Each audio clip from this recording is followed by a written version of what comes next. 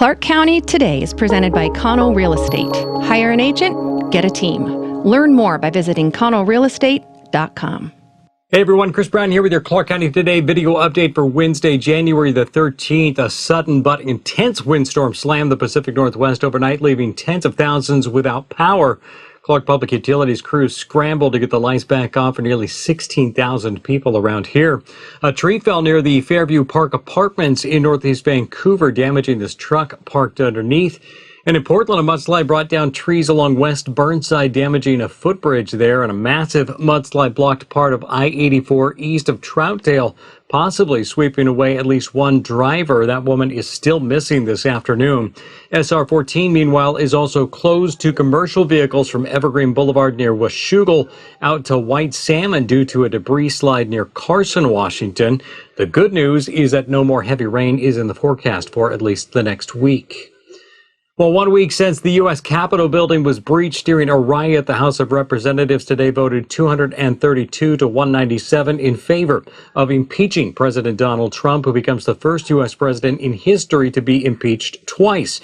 Among 10 Republicans voting yes was Representative Jaime Herrera Beutler of Southwest Washington's 3rd Congressional District. Truth sets us free from fear. Truth doesn't guarantee bad things won't happen, but it does promise to always prevail in the end. It has no shadows where darkness can hide. With truth comes love, and we could use that right now. My vote to impeach our sitting president is not a fear-based decision. I am not choosing a side. I'm choosing truth. It's the only way to defeat fear. In a statement Tuesday night, the fourth-term Republican said it was her belief that the president's words incited last week's riot, which led to the deaths of 5 people, including a Capitol Hill police officer. Herrera Beutler said Trump had failed to take meaningful action to stop the violence until it was too late, instead spending his time calling senators who were in lockdown, urging them to further delay certification of the Electoral College vote. For the Congresswoman's full comments and a video of her speech, see our story at ClarkCountyToday.com. Well, amid the turbulence of the last year, gun sales have risen sharply, leading to long delays for people looking to get a concealed pistol license. The Clark County Sheriff's Office has been averaging between 500 and 600 each month last year, along with well over 1,500 gun sale transfers per month. As of December, the wait time for a CPL permit was over 6 months. Currently, the Sheriff's Office says they're working to speed up the approval process, but it could be summer before they're through the backlog. The good news is if you're simply renewing an expired permit, there should be very little wait time. In some cities, such as Battleground, the process has moved online, speeding things up. You can learn more about the process and what's being done to meet demand for concealed weapon permits at our full story online. Well, it was a deadly day in the COVID-19 pandemic for Clark County. Public Health said today that 6 more deaths connected to the virus had been confirmed, bringing the toll to 160. 147 of those have been confirmed. 152 more cases were also added to the total, bringing us to 15,117 since the start of the pandemic. Hospitalizations climbed again with 77 confirmed and 4 suspected cases, making up 14% of overall bed capacity. 1,052 people currently have a case that is considered active.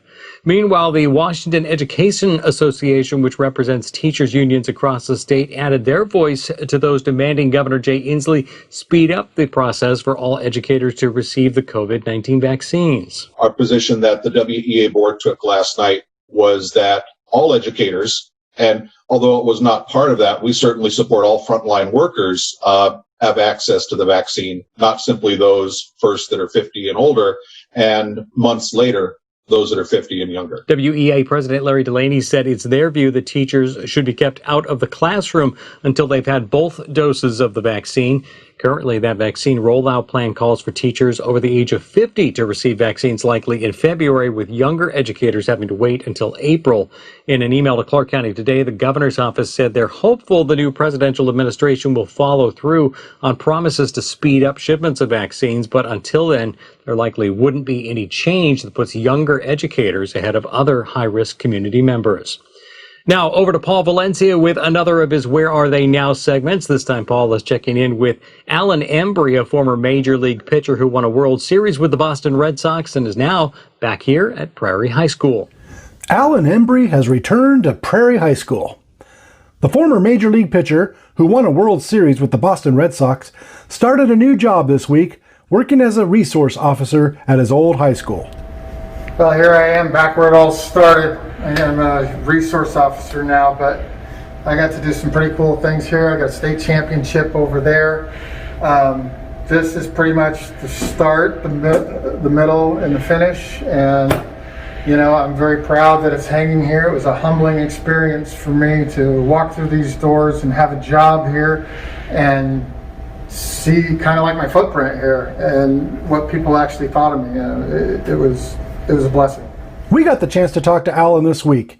He shared with us some of his best memories from his 16-year Major League career, as well as his love for Prairie High School. Oh, and he also has advice for young baseball players hoping to make it big. For more on that, see our story on ClarkCountyToday.com.